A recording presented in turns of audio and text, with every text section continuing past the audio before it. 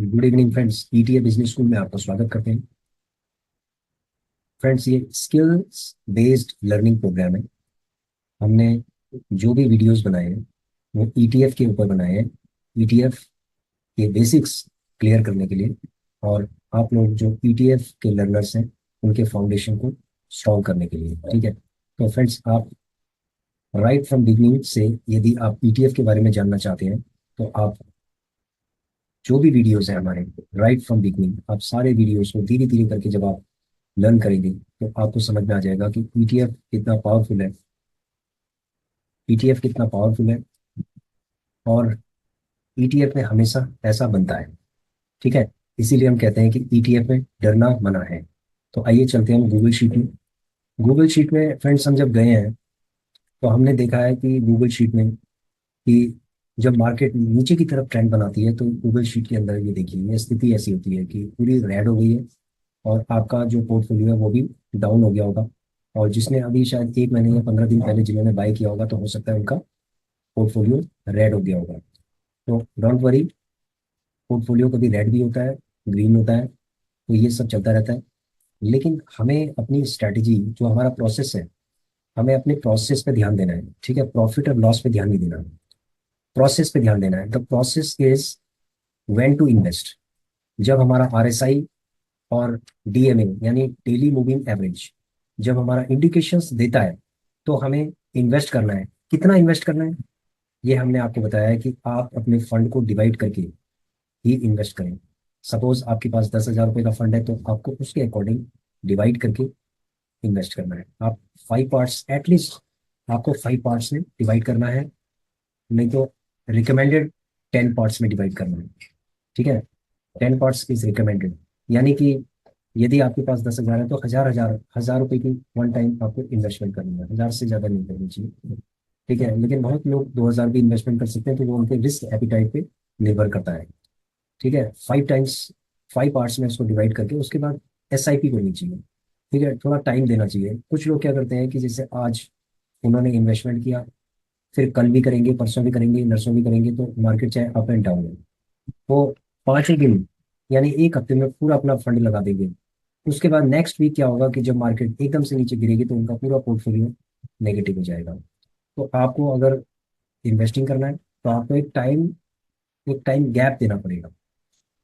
ठीक है, time gap किस चीज़ के लिए देना है?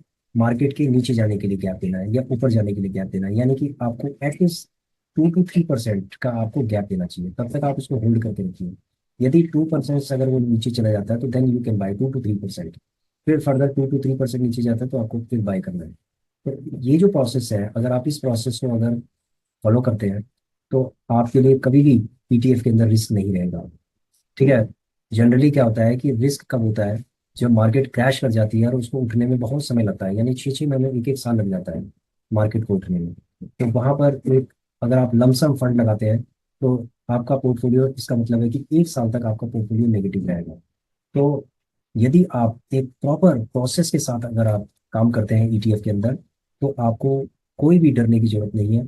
ठीक है, follow the process and be don't worry about the market, where the market is going. Market अगर नीचे जाती है तो आपके लिए ही फायदा है।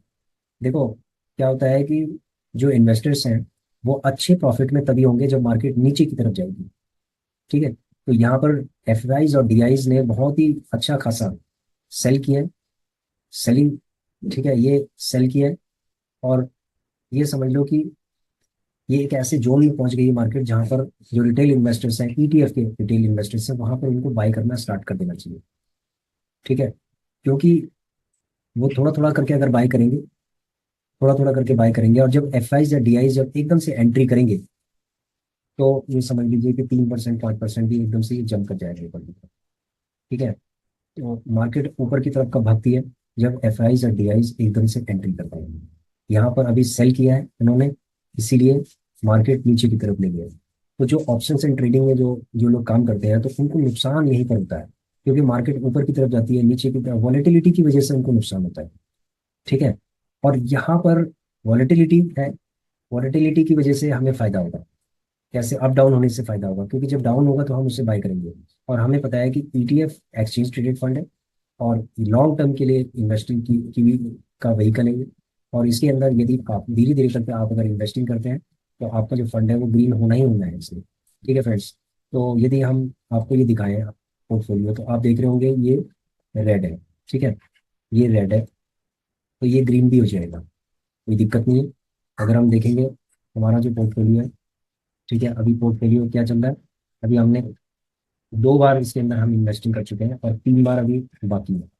हमने अपने फंड को LP20 के अंदर पार्किंग किया हुआ है, लेकिन ये जब तक ये ब्रेक इवन पे नहीं आएगा तब तक हम इसे नहीं निकालेंगे। अगर इनकेस अगर ये ब्रेक इवन पे आ गया तो हम इसको निकालने के बाद फिर हम इनके अंदर थोड़ा थोड़ा करके हम इन्वेस्टिंग करेंगे। ठीक है, जो जो डाउन में जाएगा उसके उसमें इन्वेस्टिंग करेंगे, और उसके बाद जैसे ये ऊपर की तरफ आएगा तो उसके बाद हम क्या है इसको हम उसमें से एग्जिट कर देंगे। तो यहाँ पर हम एग्जिट कैसे करेंगे, जैसे हमने सिल्वर बीज वगैरह 2-3 ETF हमने इससे पहले वीडियो देखेंगे, 2-3 ETF हमने निकाल दिया था, उसमें 1100 का हमने प्लस किया था। तो उसके बाद क्या है कि हम नेक्स्ट अपॉर्चुनिटीज देखेंगे कि किसके अंदर नेक्स्ट अपॉर्चुनिटी बन रही है। तो वही है कि 1000 to 1500 के आसपास अगर हमें इसमें बनता है तो हम फिर उसको एग्जिट करके और उसके बाद फिर अपने गूगल शीट में उसको अपने जर्नल में उसको रिकॉर्ड कर लेंगे।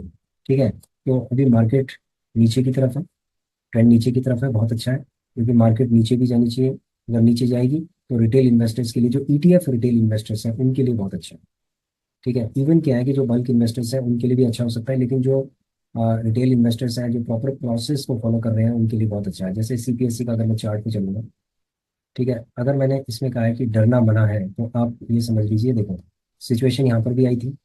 अगर मान लीजिए ये है 85 पे, तो ये 73 पे चला गया था, 85 से मतलब 73 पे, यानी 10 रुपये नीचे चला गया था। अगर मैं यहाँ पर लगाऊं तो ये 105 से ये 92 पे चला गया। ठीक है, 90 पे चला गया, लगभग अप्रोक्सीमेटली 90 पे, तो 90 और ये 106, यानी कि 16 रुपये। ठीक है, 15 रुपये यहाँ पर ये नीचे चला गया, यहाँ ये 15 चला गया, यहाँ पर ये 10 रुपये, ये देखो बहुत जल्दी ये 10 रुपये नीचे चला गया था।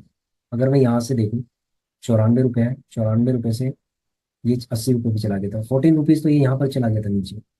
ठीक है, लेकिन ये एकदम से बिल्कुल नीचे एकदम से गया नीचे। यहाँ पर ये क्या किया है, इसने टाइम वेस्ट किया है, इसमें बहुत ज्यादा टाइम वेस्ट किया है इन्वेस्टर्स का। ये देखिए यहाँ पर टाइम वेस्ट नहीं किया, एकदम से नीचे गया एकदम से ऊपर आया। तो यहाँ पर एक बहुत ही बड़ा टाइम ये ले रहा है नीचे। ट्रेंड बनाया है इसने, बहुत अच्छा खासा ट्रेंड बनाया है, तो कोई बात नहीं। अगर इसने नीचे का यहाँ से ट्रेंड नीचे का बनाया तो अब ये क्या करेगा, ऊपर की जब ट्रेंड बनाएगा तो 108 रुपये पे चला जाएगा। ठीक है, तो इसलिए डरना मना है, कोई बात नहीं। ट्रेंड ये बनता है, और जब नीचे का ट्रेंड बनाए तो ऊपर का भी बनेगा, तो आप धीरे धीरे करके इसके अंदर बाय कर सकते हैं। ठीक है, तो एक तो ये हो गया। इसी तरीके से अगर मैं निफ्टी 20 में जाऊँ, निफ्टी 20 के चार्ट में चलता हूँ, जो स्ट्रॉन्ग फंडामेंटली जो स्ट्रॉन्ग ETF है, सिर्फ उन्हीं में ही आपको ऑप्शंस देखने इन दिनों। ठीक है, जैसे निफ्टी 20 है तो 291 से कहाँ चला गया, 271, यानी आप ये लगा लीजिए कि 20 रुपये ये नीचे गिर गया। ठीक है, 20 रुपीज़ नीचे गिरने का मतलब है कि एक बहुत बड़ी अपॉर्चुनिटी है आपके लिए। अगर ये 65 पे चला जाता है तो बहुत ही जबरदस्त अपॉर्चुनिटी है। ठीक है, तो यहाँ पर क्या है, धीरे धीरे करके आप इसमें बाई कर सकते हैं। ठीक है, अल्टीमेटली इसने ऊपर ही जाना है। देखो पहले भी क्या है कि जब ये नीचे गया था तो उसके बाद ये ऊपर ही गया है, तो अगर ये नीचे आया है तो ये ऊपर भी जाएगा। ठीक है, तो ये 290 को क्रॉस करेगा, लेकिन आज ये अगर इसका RSI देखा जाए तो 28 पे है, तो ये एक बेहतर अपॉर्चुनिटी आपको दे रहा है। यदि आप इस समय अपॉर्चुनिटी को ग्रैब नहीं करते हो तो उसके बाद आप जो एक्सपेक्टेड, आप जो मार्केट से जो एक्सपेक्टेशंस है आपकी, वो आपकी फुलफिल नहीं हो सकती। मार्केट से आप लोग एक्सपेक्ट करते हो कि आपको प्रॉफिट हो, लेकिन प्रॉफिट कब होगा, जब मार्केट नीचे की तरफ जाएगी, आपके लिए एक बाइंग अपॉर्चुनिटी बनेगी, तभी आप प्रॉफिट कर सकते हो उसको। नहीं तो इसमें आपको वेट करना पड़ेगा। ठीक है, अगर ये ऊपर की ट्रेंड बना रहा है सपोज, और आपने मिडिल में इसको ले लिया, फिर आपको टॉप में जब आप उसको सेल करोगे तो आपको उस एक्सपेक्टेशंस के हिसाब से प्रॉफिट नहीं मिलेगा। तो यहाँ पर जब ये नीचे की तरफ जा रहा है तो आपको इसको होल्ड करना है। होल्ड करने के बाद आपको इसको सही जगह पे इसको सेल करना है। बहुत सारे सब्सक्राइबर्स हैं, उनका ये कहना है, वो पूछ रहे हैं कि आपने ये तो बताया है कि बाय करने का, लेकिन सेल करने का नहीं बताया। देखिए फ्रेंड्स, दो तरीके के इन्वेस्टर दो तरीके के इसके अंदर इन्वेस्टर्स हैं। एक वो इन्वेस्टर्स हैं जो शॉर्ट टर्म है, दूसरे हैं जो लॉन्ग टर्म है। लॉन्ग टर्म इन्वेस्टर्स वो होते हैं कि जो इन्वेस्टिंग करते हैं और उनको ये लगता है कि जब 20-25% जब हमें रिटर्न मिलेगा, चाहे हमें इसको 3 महीने तक, 6 महीने तक, 1 साल तक भी होल्ड करना पड़ेगा, तो हमें 25% इसके अंदर लेना है अपने फंड्स का, कैपिटल का। तो उनको कहते हैं long term investors. Short term investors वो कहते हैं कि जो बड़ा फंड लगाते हैं और स्विंग ट्रेडिंग करते हैं, they are basically called swing traders. Swing trading में क्या होता है कि जब मार्केट नीचे की तरफ स्विंग करती है तो वो धीरे धीरे करके अपने फंड्स को पार्ट में डिवाइड करके पैसा लगाते हैं, और उसके बाद जब वो मार्केट ऊपर की तरफ आना स्टार्ट हो जाता है, यानी कि 2%, 3%, 5%, तो वहां पर ये निकालना स्टार्ट कर देते हैं। यदि आपके पास बहुत ही छोटा फंड है, ठीक है, बहुत छोटा फंड है, मान लीजिए आपके पास 10,000 रुपये का फंड है और आपको 200 रुपये का प्रॉफिट हो रहा है, तो 200 रुपये में आप क्या करोगे? ठीक है, 200 रुपये में आप क्या करोगे? यदि आपके पास 1 लाख रुपए का फंड है, आपको 1000 रुपये हो गया, 1500 रुपये का अगर आपको फायदा दिख रहा है, तो आप उसमें से एग्जिट कर सकते हैं, फिर आप री इन्वेस्ट कर सकते हैं। ठीक है, क्योंकि होल्ड इज गोल्ड, होल्ड करने से ही आपका पैसा बनता है।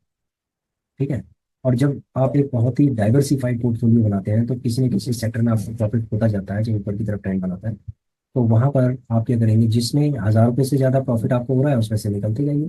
1000 से ऊपर जहां भी जिस ईटीएम में प्रॉफिट हो रहा है, यदि आपके पास एक डाइवर्सिफाइड पोर्टफोलियो है, तो आप उसमें से एग्जिट करते जाइए।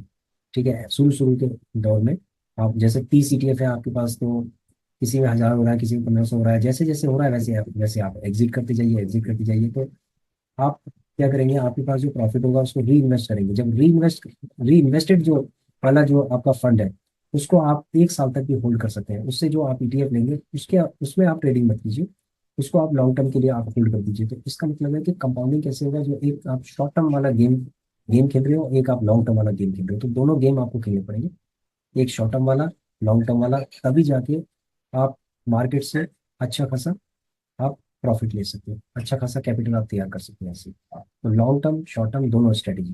तो अभी हमारी इसके अंदर लॉन्ग टर्म होराइजन के साथ हम इन्वेस्टिंग करते हैं, लेकिन हम शॉर्ट टर्म के लिए इसमें काम कर रहे हैं कि शॉर्ट टर्म का मतलब हो गया 1 महीना, 2 महीने, 3 महीने। ठीक है, 3 मंथ्स।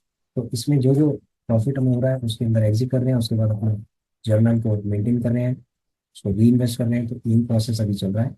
अभी ऐसा नहीं है कि कोई हमने 5 साल के लिए, 10 साल के लिए कोई ईटीएफ ऐसा ले लिया है, अभी नहीं लिया है। ठीक है, अभी हम लॉन्ग टर्म के बारे में नहीं सोच रहे हैं। लॉन्ग टर्म के बारे में हम तब सोचेंगे जब हमारा ये जो हम आपको दिखा रहे हैं, ये जो बेनिफिट है, ये जो जब ये बेनिफिट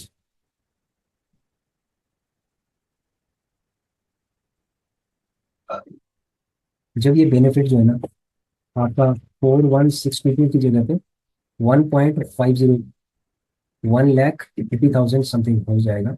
उसके बाद जाके हम इसके अंदर थर्ड डीमेट अकाउंट खोल के, और उसके अंदर फिर हम लॉन्ग टर्म के लिए कर सकते हैं। तो अभी क्या है कि जो हमारे 2 डीमेट अकाउंट है, उसके अंदर हमारा शॉर्ट टर्म ही हमारा प्रोसेस चल रहा है। ठीक है, तो लॉन्ग टर्म शॉर्ट टर्म दोनों तरीके के प्रोसेस है। तो आपको कौन सा प्रोसेस फॉलो करना है, ठीक है, वो प्रोसेस आप फॉलो कर सकते हैं। इसमें कोई हार्ड एंड फास्ट नहीं है, लेकिन लॉन्ग टर्म होराइजन के साथ ही आपको इन्वेस्टिंग करना चाहिए, क्योंकि बाजार का कोई पता नहीं है। ग्लोबल जो मार्केट सिचुएशंस हैं वो अफेक्ट करते हैं हमारे स्टॉक मार्केट को। इसीलिए हमेशा आप लॉन्ग टर्म होराइजन के हिसाब से ही इन्वेस्टिंग करें, क्योंकि अगर आप शॉर्ट टर्म के हिसाब से अगर सोचते हैं या आप अपने फंड को लगाते हैं, तो वहां पर आपको ऐसा लगेगा कि जैसे मार्केट में आप फंस चुके हैं। ठीक है, क्योंकि शॉर्ट टर्म में आप गेन चाह रहे हैं, लेकिन मार्केट आपको लॉन्ग टर्म में दौड़ाने की कोशिश कर रही है, आपको होल्ड करवा रही है, तो आपको ये लगेगा कि मैं मार्केट के अंदर बिल्कुल फंस चुका हूँ। बहुत लोग क्या करते हैं कि लोन लेकर और उसके बाद फिर मार्केट के अंदर पैसा लगाते हैं, और उनकी जो एक्सपेक्टेशंस होती है कि कुछ ना कुछ, कि भाई हमारा इसके अंदर कुछ हो जाए, और मार्केट एकदम से जब क्रैश कर जाती है, तो सारा का सारा टोटल उनका ब्लॉक हो जाता है पैसा, और वहाँ उन्होंने जो लोन लिया होता है ब्याज देना पड़ता है। तो इसीलिए कहा गया है कि लोन अमाउंट कभी भी मार्केट, शेयर मार्केट के अंदर कभी नहीं लगाना चाहिए। ठीक है फ्रेंड्स, तो यदि आपका पैसा अपनी पॉकेट का पैसा है और लॉन्ग टर्म होराइजन के साथ आप लगाना चाह रहे हैं, तो ये समझ लो कि ईटीएफ में करना बना है। कोई बात नहीं, होल्ड करना पड़ेगा, होल्ड कीजिए, लेकिन आपको एक दिन प्रॉफिट जरूर होगा। और प्लीज फॉलो द प्रोसेस, जो प्रोसेस हमने बताए हुए, उन प्रोसेस को यदि आप फॉलो करते हो, तो 100% आपको फायदा ही होगा। ठीक है, तो हम भी उन्हीं प्रोसेस को फॉलो कर रहे हैं। तो अभी आपको मैंने दिखाया कि उन्हीं प्रोसेस को हम फॉलो कर रहे हैं। तो आज अगर ये -7447 है, तो इसकी जगह पे +10 भी हो जाएगा तो कोई दिक्कत नहीं। ठीक है, इसकी जगह पे होगा पक्का ये +10 होगा। लेकिन पेशेंस के साथ हमें खड़ा रहना है और इंतजार करना है हमें। ठीक है, तब तक हम थोड़ा थोड़ा करके इन्वेस्टिंग करते जाएंगे इनके अंदर जो फंडामेंटली स्ट्रांग है। और उसके बाद इंतजार करेंगे कि कब वो हमारे हमें 1,000 रुपये, 1,500 रुपये, 2,000 का प्रॉफिट बनाएगा, देगा एक ईटीएफ के अंदर। और जैसे ही देगा उसके बाद हमारा निकलना हम स्टार्ट कर देंगे। इससे हमारा क्या होगा, एक जो हमारा कैश है, कैश रोटेशन स्टार्ट हो जाएगा। तो हमें अपने फंड को ब्लॉक नहीं करना है, उसको रोटेट करते रहना है। ठीक है, तो इसीलिए हमें 1,000, 1,500, 2,000 जो भी हमारा बनेगा हम उसमें एग्जिट करते रहेंगे और फिर रीबाय करते रहेंगे। इस तरीके से हमारी जो कैश फ्लो है वो बनेगा और हमारा जो फंड रोटेट होता रहेगा। ठीक है फ्रेंड्स, तो अगर आप किसी भी ईटीएफ के अगर चार्ट उठा लोगे 1 साल पहले का, तो कोई भी ईटीएफ ऐसा नहीं होगा जिसने आपको प्रॉफिट नहीं दिया है। इवन 6 महीने पहले का भी अगर आप उठा लोगे तो प्रत्येक ईटीएफ आपको प्रॉफिट देगा। तो इसीलिए आप ये समझ लीजिए कि यदि कोरोना के टाइम पे जब ये 15-15%, 20-20% नीचे गिर गए थे, उसके बाद ये दोबारा से वापस आ गए। ठीक है, तो उससे बुरी सिचुएशन जो है कोई चीज़ नहीं हो सकती। हाँ, ग्लोबल मार्केट की वजह से करेक्शन हो सकता है, क्योंकि F I S D I क्या करते हैं, तो फंड को निकाल लेते हैं, एग्जिट करते हैं। वो देखते हैं कि मार्केट बहुत ऊपर की तरफ अब चली गई है और अब हमें एग्जिट करना चाहिए, तो वो पूरे गेम, मतलब पूरे गेम को वही बजाते हैं। और हमें उनके अकॉर्डिंग हमें चलना पड़ता है। अकॉर्डिंग का मतलब है कि हमें उनकी स्ट्रैटेजी को देखते हुए हमें चलना पड़ता है, अपनी स्ट्रैटेजी फॉलो करनी पड़ती है। जैसे सपोज उन्होंने सेल कर दिया, एकदम से मार्केट नीचे गिर गई, तो हमारी अब बाई की एंट्री होगी, हम उसका अपोजिट करेंगे। ठीक है, और जब वो बाय करेंगे तो ये मार्केट ऊपर की तरफ जा रही होगी, तो जाने दो उसको, थोड़ा जाने दो। उसके बाद जहाँ पर हमारा प्रॉफिट होगा, एक्सपेक्टेड प्रॉफिट होगा, उसके बाद हम उस प्रॉफिट को लेने के बाद उसके बाद फिर हम थोड़ा थोड़ा करके इन्वेस्टिंग करेंगे। तो इसी तरीके से हमारी स्ट्रेटेजी चलती रहती है। ठीक है फ्रेंड्स, तो आशा करता हूँ कि आपकी समझ में आ गया होगा। और आप प्रत्येक ईटीएफ के आप चार्ट पे देखिए, तो आपको समझ में आ जाएगा कि 6 महीने में उसने कितना रिटर्न दिया है, 1 साल में कितना रिटर्न दिया है।